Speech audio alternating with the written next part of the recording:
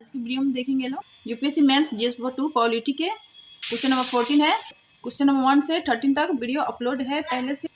और question number 14 है, राज्यपाल द्वारा जारी किए जाने वाले अध्यादेश की समीक्षा कीजिए। तो ये 150 शब्द में लिखना है। और 10 नंबर क्वेश्चन है, तो भारतीय संविधान का अनुच्छेद 213 राज्यपाल को विधानमंडल के विश्रांति काल विधानसभा और विधान परिषद जब सत्र में न हो में अध्यादेश जारी करने की शक्तियां प्रदत्त करते हैं राज्यपाल। नेक्स्ट पॉइंट है, राज्यपाल उन विषयों पर अध्यादेश जारी कर सकता है जिन पर राज्य विधानमंडल विधि बना सकती है।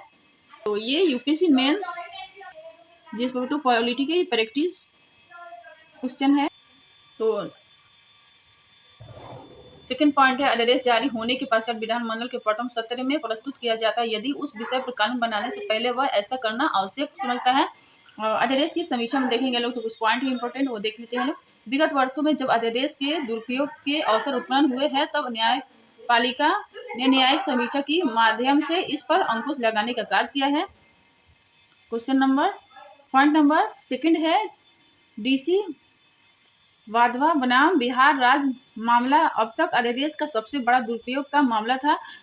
उस मामले में यह तथ्य सामने लाया गया कि 1969 में 1971 से 1981 के बीच बिहार राज्य में राज्यपाल के द्वारा 256 बार अध्यादेश जारी किए गए, जिनमें से 69 बार राष्ट्रपति की अनुमति से अध्यादेश जारी किया गया। और पॉइंट नंबर थर्ड है, उच्चतम न्यायालय ने इसे दुरुपयोग का गंभीर मामला माना और न्यायालय ने कहा कि अध्यादेश की शक्ति एक असाधारण शक्ति है, अतः इसका प्रयोग असाधारण परिस्थितियों में ही किया जाना चाहिए। और उपयुक्त आधारों पर यह स्पष्ट है कि राज्यपाल को दी गई अध्यादेश की शक्ति एक संवैधानिक शक्ति है जिसका उपयोग राज्यपाल को समय और परिस्थितियों की मांग के अनुरूप करना चाहिए, जिससे भारतीय लोकतंत्र संघवाद और संविधानवाद के अनुसार संतुलित आधार पर चलता रहे। तो ये कंक्लूजन है, निष्कर्ष। और क्वेश्चन नंबर 15 है, विधान परिषद के बारे में बताते हुए राज्यों में इसके सृजन एवं उत्साधन की प्रक्रिया का वर्णन कीजिए। राज्यों में विधान परिषद का औचित्य क्या है, समालोचनात्मक परीक्षण कीजिए। तो 250 नंबर की 250 नंबर में 250 शब्द में लिखना है। 15 नंबर के ये क्वेश्चन है, राज्य में विधान परिषद राज्यसभा की तरह एक उच्च सदन है। इसे द्वितीय सदन या वरिष्ठों का सदन भी कहते हैं। यह एक अस्थायी सदन है जो विघटित नहीं होता है, लेकिन इसके 1/3 सदस्य प्रत्येक दूसरे वर्ष में सेवानिवृत्त होते रहते हैं। इस तरह एक सदस्य 6 वर्ष के लिए सदस्य बनते हैं। वर्तमान में भारत के केवल 6 राज्यों में विधान परिषद है। राज्यों में विधान परिषद का सृजन एवं उत्साधन देखेंगे लोग। तो संविधान में अनुच्छेद 169 के अनुसार राज्यों में विधान परिषद के सृजन एवं उत्साधन की व्यवस्था की गई है। और नेक्स्ट पॉइंट है, संसद एक विधान परिषद का यदि पहले से है उत्साधन कर सकती है और यदि पहले से नहीं है तो इसका सृजन कर सकती है। और पॉइंट नंबर थर्ड है, संसद ऐसा तभी कर सकती है जब राज्य की विधानसभा इस संबंध में संकल्प पारित करे। पॉइंट नंबर 4 है, इस तरह का कोई विशेष प्रस्ताव राज्य विधानसभा द्वारा पूर्ण बहुमत से पारित होना जरूरी है। यह बहुमत कुल मतों एवं उपस्थित सदस्यों के 2/3 से कम नहीं होना चाहिए। और पॉइंट नंबर 4 है, राज्यों में विधान परिषद का सृजन एवं उत्साधन के संबंध में संसद का यह कानून समान विधान की तरह साधारण बहुमत पारित किया जाएगा। पॉइंट नंबर 5 है, संसद का यह कानून अनुच्छेद 368 के प्रयोजन हेतु संविधान संशोधन विधेयक नहीं माना जाएगा, क्योंकि संविधान संशोधन विधेयक विशेष बहुमत से पारित किया जाता है। और विधान परिषद का औचित्य में देखेंगे लोग, तो कुछ पॉइंट है। पहला पॉइंट है, यह कानून बनाने में विधानसभा की अति शीघ्रता पर नियंत्रण रहता है। और दूसरा पॉइंट, यह विशेषज्ञों का सदन है। चर्चा करने, कानून बनाने में विशेषज्ञों की भूमिका बढ़ाने के लिए इसका गठन किया जाता है। पॉइंट नंबर 3 है, यह एक विलंब करने वाला सदन होता है, अर्थात कह सकते हैं कि किसी विधेयक को जितने अधिक समय के लिए रोकेंगे वह विधेयक उतना ही अधिक प्रभावी होंगे, लेकिन विधान परिषद किसी विधेयक को अधिकतम 4 माह तक रोक सकती है। और संविधान सभा के सदस्य द्वारा राज्य में दूसरे सदन के रूप में विधान परिषद की आलोचना इस आधार पर की गई है।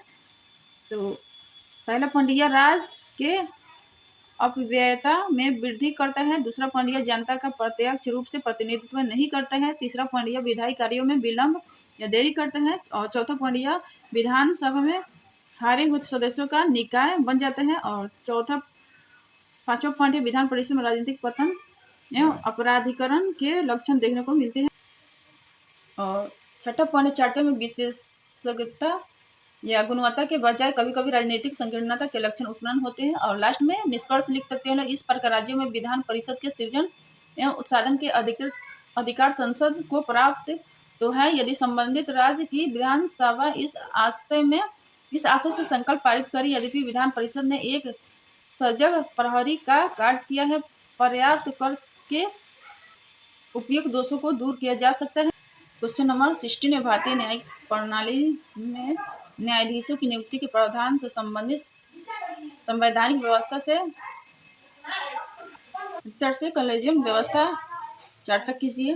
तो 250 शब्द में लिखना है और 10 नंबर के क्वेश्चन है। तो उच्चतम न्यायालय में सबसे पहले इंट्रोडक्शन लिखिएगा लोग। उच्चतम न्यायालय में न्यायाधीशों की नियुक्ति संवैधानिक रूप से संविधान में वर्णित अनुच्छेद 124 के अनुसार राष्ट्रपति द्वारा की जाती है। संवैधानिक प्रावधान के तहत राष्ट्रपति भारत के प्रमुख न्यायाधीश की नियुक्ति के लिए सर्वोच्च न्यायालय एवं उच्च न्यायालयों के जिन न्यायाधीशों से वह उचित समझे परामर्श कर सकता है। फिर पैराग्राफ चेंज करके लिखिएगा लोग। अन्य न्यायाधीशों की नियुक्ति के मामले में सर्वोच्च न्यायालय एवं उच्च न्यायालयों के जिन न्यायाधीशों से परामर्श करना उचित समझे तथा भारत के मुख्य न्यायाधीश के साथ परामर्श करना अनिवार्य है, किंतु व्यवहारिक प्रावधान में कॉलेजियम व्यवस्था उच्चतम एवं उच्च न्यायालय में न्यायाधीशों की नियुक्ति एवं हस्तांतरण की एक व्यवस्था है। ये व्यवस्था भारत के मूल संविधान में नहीं है, बल्कि उच्चतम न्यायालय द्वारा 1993 में supreme court advocates on record association बनाम भारत संघ के मामले में दिया गया। और कॉलेजियम व्यवस्था की कार्यप्रणाली तो कुछ पॉइंट है तो देख लेते हैं। तो पहला पॉइंट है कॉलेजियम व्यवस्था की संकल्पना 1993 में सर्वोच्च न्यायालय द्वारा प्रतिपादित की गई। दूसरा पॉइंट है 1999 में प्रेसिडेंशियल रेफरेंस केस में कॉलेजियम का स्वरूप स्पष्ट किया गया। और तीसरा पॉइंट है 1993 में तय किया गया कि उच्चतम न्यायालय के वरिष्ठ न्यायाधीश को मुख्य न्यायाधीश नियुक्त किया जाएगा और सर्वोच्च न्यायालय के अन्य न्यायाधीशों की नियुक्ति कॉलेजियम की सिफारिश पर होगी। कॉलेजियम में मुख्य न्यायाधीश के अलावा 4 वरिष्ठतम न्यायाधीश शामिल होते। कॉलेजियम की सिफारिश पर एक उच्च न्यायालय से दूसरे उच्च न्यायालय में न्यायाधीशों के हस्तांतरण में मुख्य न्यायाधीश और उच्चतम न्यायालय के 4 वरिष्ठ न्यायाधीश और दोनों उच्च न्यायालय के मुख्य न्यायाधीश शामिल होते हैं। इस कॉलेजियम व्यवस्था की सिफारिश पर ही राष्ट्रपति अन्य न्यायाधीशों की नियुक्ति करता है। और न्यायाधीशों की नियुक्ति लास्ट में निष्कर्ष लिख सकते हैं लोग। न्यायाधीशों की नियुक्ति प्रक्रिया में कॉलेजियम व्यवस्था पारदर्शिता नहीं है, अतः न्यायाधीशों की नियुक्ति पारदर्शिता और लोकतांत्रिक मान्यताओं के अनुरूप होनी चाहिए। इस संदर्भ में 99 संविधान संशोधन द्वारा बनाया गया राष्ट्रीय न्यायिक नियुक्ति आयोग एक प्रभावी विकल्प हो सकती है। और क्वेश्चन नंबर 17 है उच्चतम न्यायालय की प्रारंभिक अधिकारिता को स्पष्ट कीजिए तथा इसके अंतर्गत सम्मिलित न होने वाले विषय को भी बताइए। तो 150 शब्द में इस क्वेश्चन को लिखना है। और 10 नंबर के क्वेश्चन है। तो संविधान में उच्चतम न्यायालय की व्यापक शक्तियां और क्षेत्राधिकार को उल्लेखित किया गया। उच्चतम न्यायालय आरंभिक क्षेत्राधिकार के अंतर्गत भारत के संघीय ढांचे की विभिन्न इकाइयों के बीच किसी भी बात पर संघीय न्यायालय की तरह निर्णय देता है। और अनुच्छेद 131 में प्रारंभिक अधिकारिता का उल्लेख किया गया है, जिसके अंतर्गत शामिल है पहले पॉइंट केंद्र व एक या अधिक राज्यों के बीच विवाद। दूसरा है 2 या अधिक राज्यों के बीच विवाद। तीसरा पॉइंट है केंद्र और कुछ राज्य सरकारों और एक अन्य सरकार दूसरी और ऐसे विवाद। उपरोक्त संघीय विवाद पर उच्चतम न्यायालय में विशेष मूल न्याय क्षेत्र निहित है, लेकिन कुछ ऐसे विवाद होते हैं जो उच्चतम न्यायालय के आरंभिक क्षेत्राधिकार के अंतर्गत नहीं आते हैं, जो निम्नलिखित है। तो पहला पॉइंट है कोई भी विवाद जो संविधान लागू होने से पहले किए गए समझौते आदि से उत्पन्न हुआ हो। दूसरा पॉइंट अंतर्राज्यीय नदी जल बंटवारे से संबंधित विवाद उत्पन्न हुआ हो। तीसरा पॉइंट है वित्त आयोग की सिफारिश से संबंधित विवाद उत्पन्न हुआ हो। चौथा पॉइंट है केंद्र एवं राज्यों के बीच कुछ खर्चों के समायोजन से संबंधित विवाद उत्पन्न हुआ हो। पांचवा पॉइंट है केंद्र एवं राज्यों के बीच वाणिज्यिक या क्षतिपूर्ति का विवाद उत्पन्न हुआ हो। और निष्कर्ष इस प्रकार भारत का उच्चतम न्यायालय आरंभिक क्षेत्राधिकार के अंतर्गत एक संघीय न्यायालय के रूप में भारतीय संघ की विभिन्न इकाइयों के बीच विवादों का फैसला करता है। क्वेश्चन नंबर 18 अधिकरण की अवधारणा को स्पष्ट करते हुए इसके महत्व या सीमाओं की विवेचना कीजिए। तो 250 वर्ड्स में लिखना है। 15 नंबर की ये क्वेश्चन है। तो अधिकरण वे निकाय है जो न्याय करने के लिए गठित की जाती है, किंतु यह न्यायालय नहीं होते हैं, अर्थात यहाँ न्याय करने के लिए न्यायाधीशों की बजाय उसी विषय को नियुक्त करते हैं। ऐसी संस्थाओं को अर्ध न्यायिक संस्थाएं कहते हैं और न्याय करने वाले व्यक्तियों को अधिनिर्णायक कहते हैं। अधिकरण का गठन, तो इसका गठन संसद के कानून द्वारा किया जाता है। इसका गठन सिविल सेवकों के विवादों या समस्याओं का समाधान के लिए किया जाता है। तो पहले पॉइंट संविधान में 42वें संविधान संशोधन अधिनियम 1976 द्वारा एक नए भाग 14 का जोड़ा गया, जिससे अधिकरण नाम दिया गया। इसमें अनुच्छेद 323 का प्रशासनिक अधिकरण उदाहरण कैट, सेट और 323 का अन्य मामलों के अधिकरणों से संबंधित है, जैसे उद्योग, कर, श्रम, पर्यावरण के संबंध में अन्य अधिकरण बनाया जा सकता है। उदाहरण के लिए नेशनल ग्रीन ट्रिब्यूनल, एनजीटी एवं रेलवे क्लेम ट्रिब्यूनल, आरसीटी इत्यादि। अधिकरण का महत्व, तो यह सीधे न्याय के साधन है, अर्थात न्याय में समय की बचत करते हैं। ये न्याय के लचीले साधन है, क्योंकि प्रक्रिया साक्ष्य के नियमों से बंधे नहीं होते हैं। यह प्रत्येक मामले में अपनी कार्रवाई समय करते हैं। इसके गठन में मुकदमों के भार में कमी आती है। तो कमियां देखेंगे लोग, तो अधिकरण की कमियां, तो न्याय करने में उसी क्षेत्र के विशेषज्ञ आते हैं, जिससे न्याय में पक्षपात की संभावना बनी रहती है। दूसरा पॉइंट है, इनकी कार्रवाइयों का प्रकाशन नहीं होता है। ये तीसरा पॉइंट, ये विधि के शासन के विरोध है। चौथा पॉइंट, ये न्याय के प्राकृतिक नियम के विरोध है। और पांचवा पॉइंट है, ये शक्ति पृथक्करण का उल्लंघन करती है। और लास्ट निष्कर्ष लिख सकते हैं, विगत वर्षों में अधिकरण के न्याय के क्षेत्र को गतिशील बनाने में प्रमुख भूमिका निभाई है। इससे सामान्य न्यायालय में मुकदमों के भार में कमी आई है। इनकी कार्रवाइयों का प्रकाशन किया जाना चाहिए, जिससे इनकी न्यायिक कार्रवाइयों में अधिक पारदर्शिता और जवाबदेही लाई जा सके। और क्वेश्चन नंबर 19 है, बदलते समय के अनुसार भारतीय न्यायिक व्यवस्था को अनेक चुनौतियों का सामना करना पड़ रहा है। चर्चा कीजिए, इससे संबंधित सुधारात्मक उपायों को रेखांकित कीजिए। तो 150 शब्द में लिखना है ये क्वेश्चन। और 10 नंबर के क्वेश्चन है, तो भारतीय संविधान एक ऐसी न्यायपालिका की स्थापना करता है जो अपने आप में एकीकृत होने के साथ साथ स्वतंत्र या देश की कार्यपालिका व विधायिका को नियंत्रित करने और लोगों को न्याय दिलाने में महत्वपूर्ण भूमिका निभाती है। लेकिन इसके समक्ष चुनौतियां भी विद्यमान है, जो इस प्रकार है। और पहला पॉइंट है, जनसंख्या का अनुपात में भारत के न्यायालय में न्यायाधीशों की संख्या कम है। दूसरा है, भारत के न्यायालय में महिला न्यायाधीशों की भागीदारी कम है। और सर्वोच्च न्यायालय में महिलाओं का प्रतिनिधित्व 4.2% है तथा उच्च न्यायालय में 11.2% प्रतिनिधित्व है। और इस प्रकार न्यायालय में लिंग आधारित न्याय और लिंग आधारित समता का अभाव है। और तीसरा पॉइंट है, हमारी वर्तमान कानून प्रणाली ब्रिटिश कालीन कानून प्रणाली पर आधारित। न्यायाधीश एन बी रमात्रा के अनुसार सभी ब्रिटिश कानूनों को समाप्त कर देना चाहिए। और लास्ट पॉइंट है, हमारी न्याय व्यवस्था 3 स्तंभ पर टिकी हुई है, न्यायालय, पुलिस एवं अधिवक्ता। इन तीनों में सुधार करने की आवश्यकता है। उपाय देखेंगे लोग, तो पहला पॉइंट है, भारत के न्यायाधीशों की संख्या में वृद्धि की जाए। दूसरा है, अखिल भारतीय न्यायिक सेवा के गठन पर बल देना चाहिए। तीसरा पॉइंट, महिला न्यायाधीशों के प्रतिनिधित्व में वृद्धि होनी चाहिए। और पॉइंट नंबर 3 है, संरचनात्मक सुधार होने चाहिए, जैसे रिकॉर्ड रूम आदि का निर्माण। और चौथा पॉइंट, न्याय के वैकल्पिक साधनों के प्रयोग में वृद्धि हो, जैसे लोक अदालत और मध्यस्थता, सुलह केंद्र एवं ग्राम न्यायालय इत्यादि। और छठा पॉइंट, ब्रिटिश कालीन कानूनों में संशोधन या समाप्त करने पर बल देना चाहिए। और सातवां पॉइंट, न्यायाधीश, पुलिस एवं अधिवक्ता की कार्यप्रणाली में सुधार किया जाए और न्यायिक जवाबदेही सुनिश्चित की जाए। और लास्ट में कंक्लूजन, इस प्रकार भारतीय न्याय प्रणाली में सुधार हेतु न्यायाधीशों की नियुक्ति के संदर्भ में सुधार, न्याय के वैकल्पिक साधनों के प्रयोग और न्यायालय में संरचनात्मक विकास पर बल देना चाहिए। क्वेश्चन नंबर 20 है, प्रतिस्पर्धी संघवाद केंद्र के राज्यों के मध्य विकास और विनिवेश के लिए प्रतिस्पर्धा को प्रोत्साहन देता है, किंतु भारत में संघवाद के ही समक्ष अनेक चुनौतियां विद्यमान है। अतः प्रतिस्पर्धी संघवाद की अवधारणा को स्पष्ट करते हुए संघवाद की चुनौतियों पर चर्चा कीजिए। तो 150 नंबर के क्वेश्चन है, 150 शब्दों में ये क्वेश्चन लिखना है। और 10 नंबर के क्वेश्चन है, तो प्रतिस्पर्धी संघवाद का तात्पर्य केंद्र के द्वारा राज्यों के मध्य विकास और निवेश के लिए प्रतिस्पर्धा को प्रोत्साहन करने से है। नीति आयोग प्रतिस्पर्धी संघवाद को प्रोत्साहन का साधन बनकर उभरा है और यह विभिन्न सूचकांकों का निर्माण कर देश में प्रतिस्पर्धी संघवाद को प्रोत्साहन कर रहा है। वर्तमान प्रधानमंत्री के द्वारा भी प्रतिस्पर्धी संघवाद पर निरंतर बल दिया जा रहा है। वर्ष 1967 तक भारत में संघवाद के समक्ष कोई चुनौतियां नहीं थी क्योंकि केंद्र व राज्य में एक ही दल की सरकार थी, किंतु 1967 के बाद जब कुछ राज्यों में केंद्र से अलग दल की सरकारें बनी तो संघीय ढांचे के समक्ष निम्नलिखित चुनौतियां उत्पन्न हुई जो इस प्रकार है। अनेक क्षेत्रीय दलों का उदय जो संकीर्ण स्वार्थों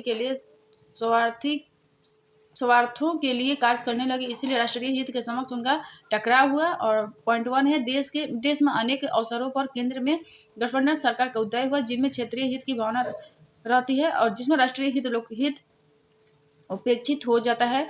और दूसरा पॉइंट है, विगत वर्षों में राजनीतिक नैतिकता में तीव्र पतन आया है जिसने राजनीतिक संकीर्णता से केंद्र व राज्य में टकराव का जन्म दिया।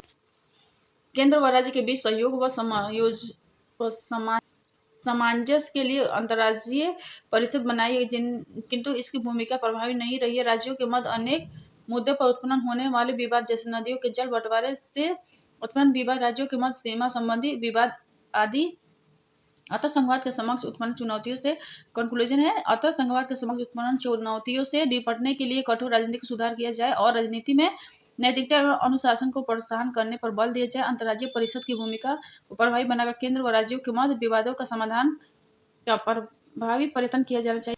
क्वेश्चन नंबर 21 है, समय के साथ राज्यों के बंटवारे और उनके मध्य संसाधनों के बंटवारे को लेकर उनके विवाद होते रहे हैं जिसमें अंतर्राज्यीय जल विवाद प्रमुख समस्या नहीं, जिसको सुलझाने में उन अनेक चुनौतियों का सामना करना पड़ता है। इन चुनौतियों को स्पष्ट करते हुए इससे निपटने हेतु प्रभावी सुझाव बताए। तो ये क्वेश्चन 10 नंबर के है और 150 शब्द में लिखना है। तो इंट्रोडक्शन लिखिएगा लो। अनुच्छेद 262 के अनुसार संसद विधि द्वारा किसी अंतर्राज्यीय नदी के जल का प्रयोग, वितरण या नियंत्रण के संबंध में किसी विवाद के नया निर्णय के लिए बंद कर सकती है। और संसद द्वारा इस संदर्भ में 2 अधिनियम बनाए गए हैं। नदी बोर्ड अधिनियम 1956 यह एक बचावकारी कदम है। इसके तहत किसी नदी के प्रबंधन के लिए बोर्ड को स्थापित किया जा सकता है। यह नदी बोर्ड नदी जल के संपूर्ण प्रबंधन के संबंध में सिफारिश करता है जैसे नदी जल के उपयोग, जबकि अंतर्राज्यीय नदी जल विवाद अधिनियम 1956 समाधान का प्रभावी कानून है। इसके अंतर्गत शिकायत प्राप्त होने पर एक तदर्थ अधिकरण की स्थापना की जाती है और नदियों के जल संबंधी विवादों का समाधान किया जाता है जैसे कावेरी नदी जल विवाद। और अंतर्राज्यीय जल विवादों को सुलझाने में आ रही चुनौतियां कौन कौन सी हैं? तो पहली पॉइंट है, पॉइंट नंबर 1 है, सभी नदियों के लिए नदी बोर्ड स्थापित नहीं किए गए हैं। और दूसरा पॉइंट, अधिकरण में केवल न्यायाधीश नियुक्त किए जाते हैं जबकि राज्यों की मांग की उनके प्रतिनिधि विशेषज्ञों को भी शामिल किया जाए। तीसरा पॉइंट, अधिकरण को अपने निर्णय को लागू करवाने की शक्ति नहीं दी गई। और सुझाव देखेंगे तो अधिकरणों में न्यायाधीशों के अतिरिक्त विशेषज्ञों और राज्यों के प्रतिनिधियों को स्थान दिया जाए। और नेक्स्ट पॉइंट, अधिकरण को अपने निर्णय लागू करवाने की शक्ति प्रदान की जाए। नदी बोर्ड स्थापित किए जाए क्योंकि ये सहयोग के बेहतर साधन बन सकते हैं। और सबसे लास्ट पॉइंट है, ऐसे विवादों को राजनीतिक संकीर्णताओं से मुक्त करवाने का प्रयास किया जाए। और कंक्लूजन, इस प्रकार अंतर्राज्यीय नदी जल विवादों से निपटने हेतु न्यायिक अधिकरण में सुधार किए जाए और नदियों में संबंधित जल विवाद को एक निश्चित अवधि के अंदर सुलझाने का प्रयास किया जाए। राज्यों के मध्य सहयोग और सामंजस्य स्थापित करने के लिए प्रयत्न करना चाहिए ताकि विवाद की स्थिति का सदस्यता से समाधान किया जा। और क्वेश्चन नंबर 22 है, सहकारी संघवाद में प्रतिस्पर्धी संघवाद में वित्त मुख्य सेतु है जिसके आवंटन में वित्त आयोग महत्वपूर्ण भूमिका निभाता है। समीक्षा कीजिए। तो 150 शब्द में लिखना है। 10 नंबर क्वेश्चन है। तो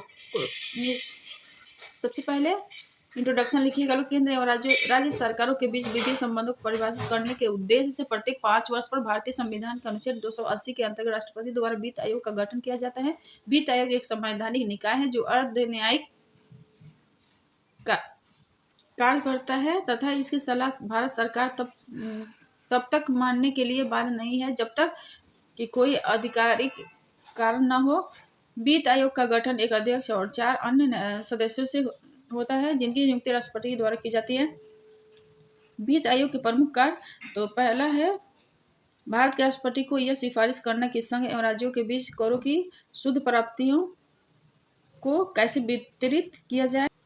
तो संघ द्वारा राज्यों के प्रदान की जाने वाली सहायता और अनुदान के आवंटन की सिफारिश करना और अन्य वे सभी कार्य करना जो राष्ट्रपति द्वारा इस आयोग के लिए अतिरिक्त विषय भी सौंपे हैं, जैसे वित्त आयोग को समय समय पर आपदा प्रबंधन, आंतरिक सुरक्षा और सीमा प्रबंधन इत्यादि विषयों पर भी सिफारिशें करने का दायित्व सौंपा जाता रहा है और इससे वित्त आयोग के महत्व में वृद्धि हुई है। और कंक्लूजन लिख सकते हैं, वित्त आयोग ने अपने गठन के बाद राज्यों को दी जाने वाली धनराशियों के लिए समय समय पर महत्वपूर्ण सिफारिशें की हैं। इनके संबंध और राज्यों के मध्य सरकारी संघवाद और वित्तीय संघवाद की स्थापना में भी महत्वपूर्ण योगदान दिया।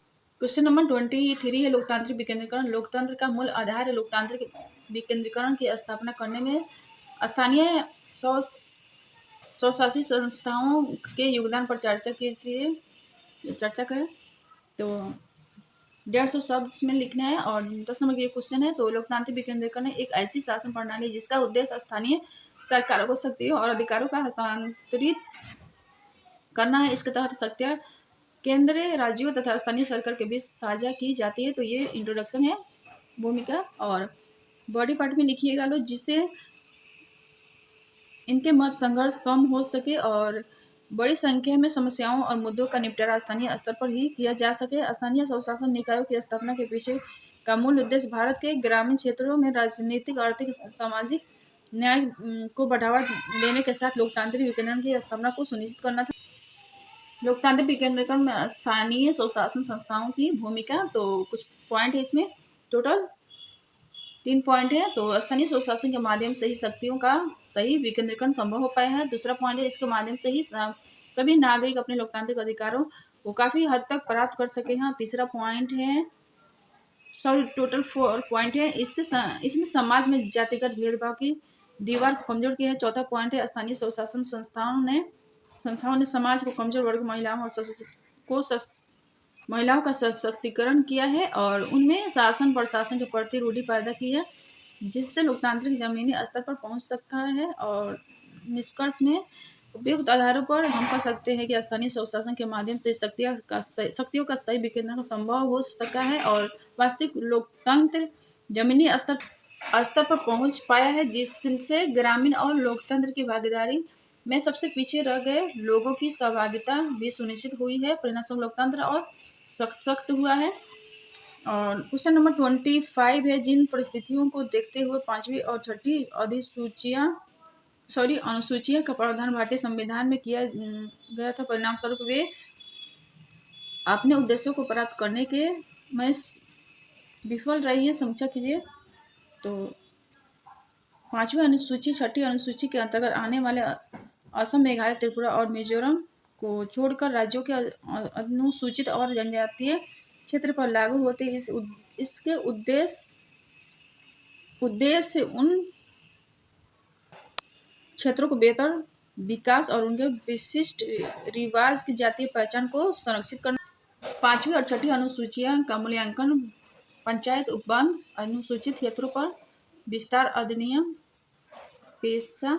तो 5वीं और 6ठी अनुसूचियों का मूल्यांकन में तो पहला पॉइंट टॉपिक है पंचायत उपवन अनुसूचित क्षेत्रों पर विस्तार अधिनियम पेशा। तो इस अधिनियम में इन क्षेत्रों के लोगों के लिए स्वशासन की परिकल्पना की गई है, लेकिन इन क्षेत्रों में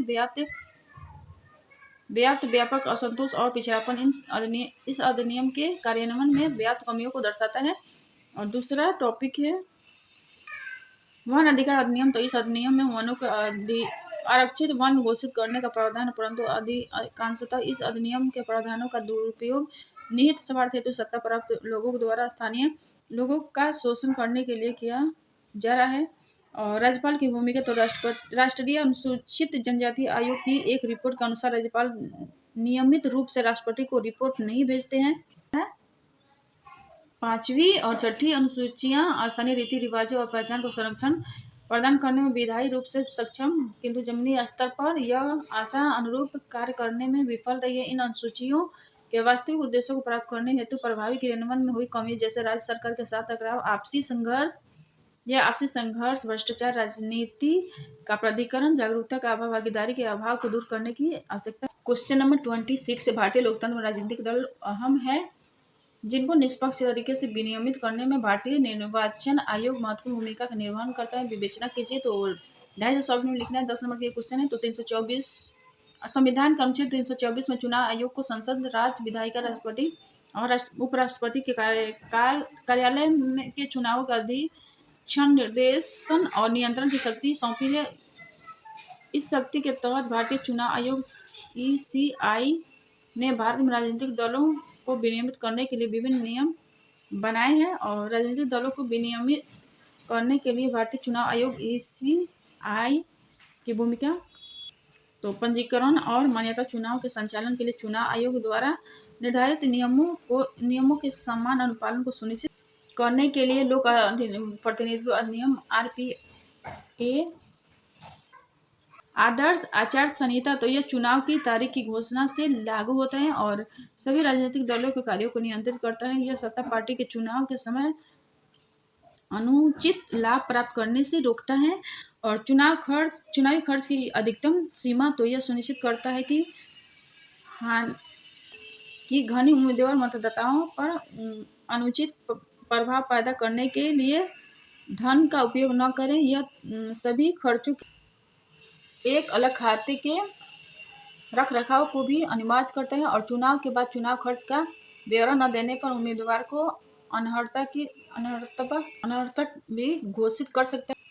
और वित्तीय पारदर्शिता RPA 1951 की धारा 29C तो के तहत सभी पंजीकृत राजनीतिक दलों को प्राप्त कर मुक्त चंदे के दुरुपयोग को रोकने के लिए ECI को एक वार्षिक लेखा परीक्षण प्रस्तुत करना अनिवार्य करता है।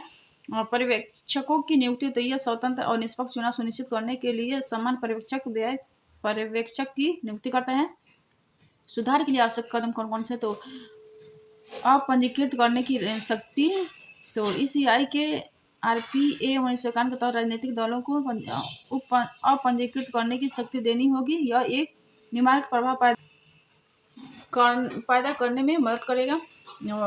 अपंजीकृत करने की शक्ति, तो ECI को RPA 1951 के तहत राजनीतिक दलों को अपंजीकृत करने की शक्ति देनी होगी। यह एक निमारक प्रभाव पैदा करने में मदद करेगा। राजनीतिक अनुदान में पारदर्शिता, तो इलेक्टोरल बॉन्ड जैसे उपकरण जिसके परिणामस्वरूप अधिकांशतः दान एक पार्टी को जाता है, पर पुनर्विचार की आवश्यकता है। और वरीयता का सिद्धांत, तो समान प्रकार के चुनावी अपराध के लिए चुनाव आयोग द्वारा समान कार्रवाई की जाएगी, चाहे वह किसी भी दल का हो। और निष्कर्ष लिख सकते हैं, भारत एक बहुदलीय लोकतंत्र है जहां राजनीतिक दलों की सरकार की जवाबदेही, मतदाताओं की चुनाव शिक्षा आदि सुनिश्चित करने में महत्वपूर्ण भूमिका होती है। चुनाव आयोग को यह सुनिश्चित करने के लिए प्रभावी विनियमन सुनिश्चित करना चाहिए कि सभी दलों को प्रतिस्पर्धा करने का समान अवसर मिले और उन्हें दी गई विभिन्न रियायतों का दुरुपयोग न हो। और क्वेश्चन नंबर 27 है, क्या आपको लगता है कि नवगठित राष्ट्रीय पिछड़ा वर्ग आयोग का लक्षित वर्ग पर कोई सकारात्मक प्रभाव पड़ेगा? समालोचनात्मक परीक्षण कीजिए।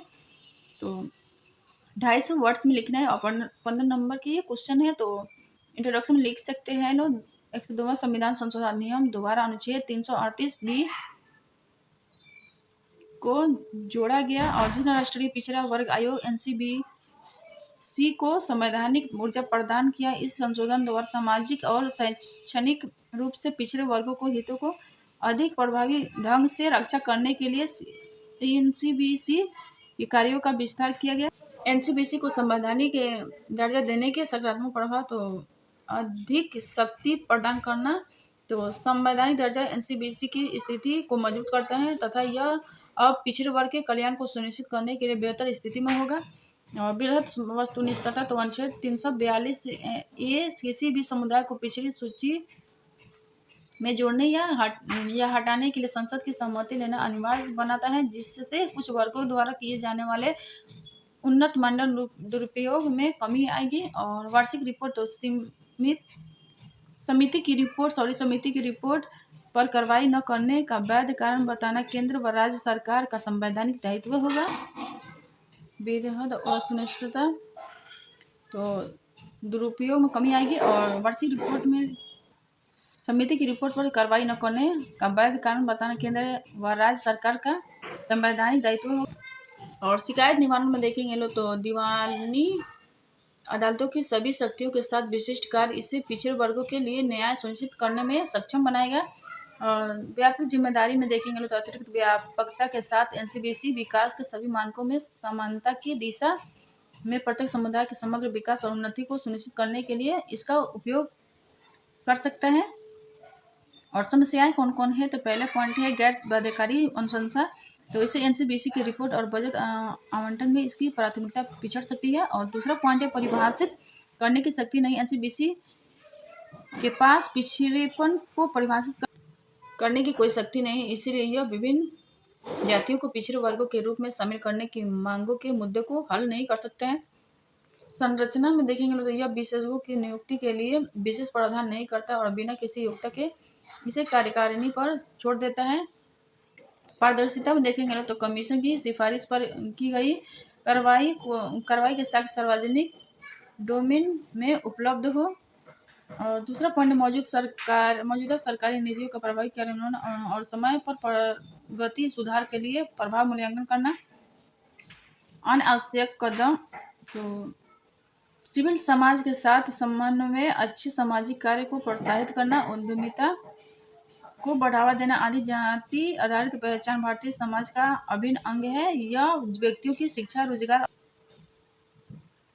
सामाजिक स्थिति तक पहुंच तय करने में महत्वपूर्ण भूमिका निभाता है। पिछड़े वर्गों के कल्याण और समानता को सुनिश्चित करने के लिए एनसीबीसी को संवैधानिक दर्जा देना सही दिशा में की गई एक अच्छी शुरुआत है। और क्वेश्चन नंबर 28 भारतीय संविधान की उद्देशिका संविधान के मूल प्रकृति है, जिसमें संविधान का संक्षिप्त रूप समाहित है और इसी के अनुसार राज्य की प्रकृति निर्धारित की गई है। विवेचना कीजिए, तो 150 वर्ड्स में लिखना है। 10 नंबर के क्वेश्चन है, तो उद्देशिका भारतीय संविधान का दर्शन है, इसमें समाजवादी, गणतंत्र, धर्मनिरपेक्षता और संप्रभुता जैसे उद्देश्यों की चर्चा की गई। उद्देशिका का शाब्दिक अर्थ भूमिका देना, जब इसका उपयोग संविधान के संदर्भ में किया जाता है तो इसे प्रस्तावना के रूप में देखा जाता है। भारतीय संविधान की प्रस्तावना पंडित जवाहरलाल नेहरू के उद्देश्य प्रस्ताव के रूप में प्रस्तुत की गई थी। प्रस्तावना के अनुसार भारतीय राज्य की प्रकृति को निम्नलिखित रूपों में प्रस्तुत किया जा सकता है। और संप्रभुता, तो संप्रभुता से आशा है कि भारत किसी अन्य देश पर निर्भर नहीं है और न ही किसी अन्य देश का डोमिनियन है, इसके ऊपर कोई शक्ति नहीं है और यह अपने आंतरिक एवं बाह्य मामलों का निस्तारण करने के लिए स्वतंत्र है। समाजवादी, तो समाजवाद का तत्व मूल संविधान में नहीं था और 42वें संविधान संशोधन अधिनियम 1976 के माध्यम से इसे जोड़ा गया। भारतीय समाजवाद लोकतांत्रिक मिश्रित अर्थव्यवस्था में आस्था रखते हैं, जहां सार्वजनिक और निजी क्षेत्र साथ साथ मौजूद रहते हैं। भारतीय संविधान मार्क्सवाद और गांधीवाद मिला जुला स्वरूप है, जिसमें समाजवाद गांधीवाद विचारधारा की ओर अधिक झुका हुआ प्रतीत होता है। और पंथनिरपेक्षता, तो इससे भी 42वें संविधान संशोधन अधिनियम 1976 द्वारा जोड़ा गया। भारतीय संविधान धर्मनिरपेक्षता की सभी अवधारणाएं विद्यमान है, अर्थात हमारे देश के में सभी धर्म समान है और वह सरकार का समान समर्थन प्राप्त है। गणतंत्र में देखेंगे तो गणतंत्र का आशय है कि राज्य का प्रमुख राज्य द्वारा चुना जाएगा, वंश के आधार पर किसी का दावा नहीं होता है। इसका अर्थ यह भी है कि राजनीतिक संप्रभुता देश लोगों में नहीं थे, न कि किसी व्यक्ति विशेष में। और कुछ राजनीतिक विचारकों द्वारा इसकी गैर न्यायसंगत प्रकृति के कारण आलोचना की जाती है। हालांकि तमाम चिंतनों के बावजूद भी संविधान की प्रस्तावना हमारे दीर्घकालिक सपनों का विचार है। और क्वेश्चन नंबर 29 है, स्वतंत्रता प्राप्ति के बाद से ही भारत में नए राज्यों के निर्माण संबंधी मांग उठती रही है। ऐसी मांगों के पीछे निहित कारणों की चर्चा की। तो इंट्रोडक्शन में लिखिएगा लोग, भारत का वर्तमान स्वरूप एक जटिल ऐतिहासिक प्रक्रिया का परिणाम है। स्वतंत्रता प्राप्ति के तुरंत बाद से ही भारत में विभिन्न आधारों जैसे संस्कृति, धर्म, जातीयता आदि के आधार पर राज्यों के गठन की मांग उठती रही। हालांकि आगे चलकर इस स्वरूप में परिवर्तन आया और एवं अब बेहतर प्रशासन भागीदारी तथा आर्थिक राजनीतिक विकास के आधार पर राज्यों के निर्माण की मांग उठने लगी। और भाषा संबंधी आधार तो स्वतंत्रता प्राप्ति के पश्चात भाषाई आधार पर राज्यों के निर्माण की मांग उठने लगी, जिसने राजनीतिक व सांस्कृतिक एकता को डाला है। हालांकि तत्कालीन सरकार द्वारा एक भाषा एक राज्य का समर्थन न करते हुए भी वर्ष 1953 में भाषा के आधार पर आंध्र प्रदेश राज्य का गठन किया गया। और निर्जातीयता संबंधी आधार तो भारत के विभिन्न क्षेत्रों जैसे उत्तर पूर्व छोटा नागपुर पठार और का क्षेत्र एवं पश्चिमी भाग इत्यादि क्षेत्रों में निर्जातियों की बहुतायत संख्या है। इनकी अलग अलग संस्कृति एवं जातीय पहचान है। इसी के आधार पर नागा जनजातियों द्वारा नए राज्यों की मांग उठाई गई। अंततः वर्ष 1965 में एक नया राज्य अस्तित्व में आया। प्रशासनिक कार्य तो कुछ राज्यों के बड़ा आकार कभी कभी प्रशासन की सुविधा के दृष्टिकोण से वैसे सौर्य प्रदान नहीं कर पाता, जैसे छोटे राज्य कर पाते हैं। प्रशासनिक सुविधा के आधार पर ही उत्तराखंड जैसे राज्यों की मांग की गई है और गठन किया गया है। आर्थिक कारक में देखें तो भारत का एक विविधतापूर्ण देश है। भारत एक विविधतापूर्ण देश है। लोगों के बीच भौतिक विषमता के साथ साथ आर्थिक विषमता भी विद्यमान है। इनमें विद्यमान अंतर क्षेत्रीय विषमता एवं बुनियादी और संरचना की कमी को दूर करने हेतु इस प्रकार के राज्यों का निर्माण किया गया। उदाहरण स्वरूप उत्तराखंड, छत्तीसगढ़ और तेलंगाना। कंक्लूजन में लिख सकते हैं, इस प्रकार की मांगों के विभिन्न कारणों से उठती रहती है। समय समय पर इनका समाधान भी प्रस्तुत किया जाता है। भारत एक विशाल संस्कृति वाला देश रहा है, जिसकी एक आम सांस्कृतिक विरासत रही है। यही हमारे देश को एकता के सूत्र में बांधे हुए हैं। विभिन्न राज्यों का अलग अलग निर्माण के बाद भी हम एकता के साथ साथ सशक्त और महान देश के रूप में पूर्णतः एक दूसरे के साथ बंधे हुए हैं। और क्वेश्चन नंबर 13 है, मूल अधिकार की अवधारणा को स्पष्ट करते हुए बताइए कि भारतीय मूल अधिकार अमेरिकी मूल अधिकार से किस प्रकार भिन्न है। तो इंट्रोडक्शन लिखिएगा लोग। ऐसे मूलभूत अधिकार जो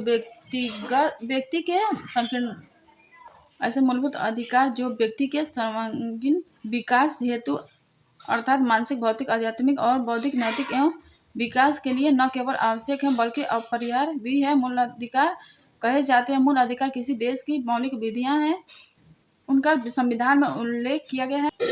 समानता मूल अधिकार सिर्फ कार्यपालिका की शक्ति को मर्यादित नहीं करते बल्कि विधानमंडल की शक्ति को भी नियंत्रित करते हैं।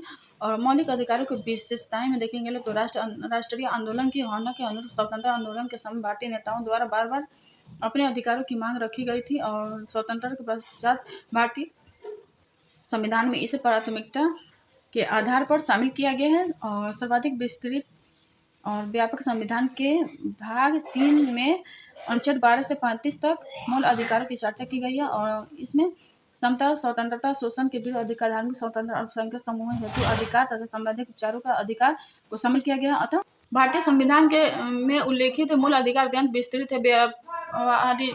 व्यवहारिकता पर आधारित भारतीय संविधान में वर्णित मूल अधिकार मात्र सिद्धांत न होकर व्यवहारिकता पर भी आधारित है। सभी नागरिकों के लिए समानता, स्वतंत्रता एवं सबका कल्याण एवं विकास हेतु व्यवस्था की गई है। असीमित नहीं, संविधान द्वारा प्रदत्त मूल अधिकार असीमित प्रकृति के नहीं है। इसमें व्यक्तिगत स्वतंत्रता को सामाजिक हितों में सीमित करने की व्यवस्था की गई है। और अमेरिकी संविधान की भांति मूल अधिकार निर्बंधन भी लगाया गया है। और सरकार की निरंकुशता पर अंकुश मूल अधिकार वाद योग्य है। किसी भी परिस्थिति में किसी सरकार व्यक्ति द्वारा इसके उल्लंघन पर सर्वोच्च न्यायालय में जानने का प्रावधान किया गया है। अतः किसी स्तर पर सरकार या किसी व्यक्ति विशेष द्वारा मनमानी पूर्ण व्यवहार नहीं किया जा सकता है। समान कानून के ऊपर मूल अधिकारों के देश में सर्वोच्च कानून के रूप में स्थान दिया गया है। साधारणतः संविधान संशोधन प्रक्रिया के अतिरिक्त इसमें किसी प्रकार का संशोधन नहीं किया जा सकता है। और कंक्लूजन लिख सकते हैं, न्यायालय द्वारा संरक्षण प्राप्त मूल अधिकारों की रक्षा हेतु सर्वोच्च न्यायालय को अधिकृत किया गया है। और अनुच्छेद 32 के अनुसार प्रत्येक नागरिक अपने मूल अधिकारों की रक्षा हेतु सर्वोच्च न्यायालय जा सकते हैं। भारत और अमेरिकी दोनों एक लोकतांत्रिक देश हैं। साथ ही दोनों देशों ने देश के नागरिकों के लिए मूल अधिकारों की व्यवस्था की है, परंतु भारत में मौजूद मूल अधिकार अमेरिका के मूल अधिकार से निम्नलिखित प्रकार से भिन्न है। और लास्ट में कंक्लूजन लिख सकते हैं, अमेरिका के संविधान में दिए गए बिल ऑफ राइट्स आत्यंतिक प्रकृति के हैं, अर्थात इन पर कोई निर्बंधन या रोक वर्णित नहीं है, अर्थात ये असीमित रूप से उपलब्ध कराए गए हैं, जबकि भारत में मूल अधिकारों का प्रकार भारतीय संविधान। तो अगर वीडियो पसंद आए तो like share comment and subscribe कर दीजिएगा।